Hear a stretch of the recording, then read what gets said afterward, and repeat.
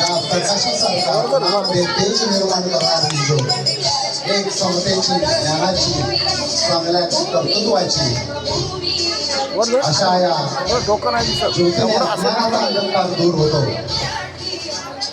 आणि या सन्मान सोहळ्याचं यथोचित असं हे दीपप्रज्वलनाचा कार्यक्रम अगदी व्यवस्थितरित्या पार पडत आहे।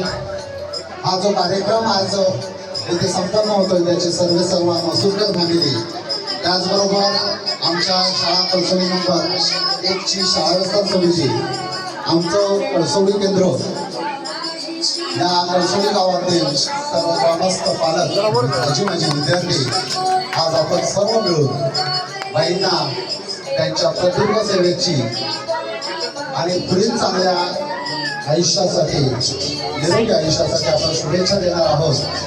अशा पद्धतीने दीपप्रज्वलन झालेलं आहे। मी पुन्हा एकदा सर्व मान्यवरांना विनंती करतो की त्यांनी स्थानापन्न होऊन घ्यायचं आहे। सभागृहाला एक विनंती आहे, मी जसं म्हणालो तसं की तुमच्या उत्तम सहकार्यावर आपल्याला कार्यक्रम पार पाडायचा आहे। तर तुमचं जे उत्तम सहकार्य आहे ते मिळणार आहे आणि पुढे आपण वळूया। शाब्दिक स्वागतानंतर आमच्या या शाळेच्या मुली शब्दसुमनाने स्वागत करणार आहेत। त्यासाठी आमच्या शाळेच्या ज्या मुली आहेत त्यांना मी विनंती करतो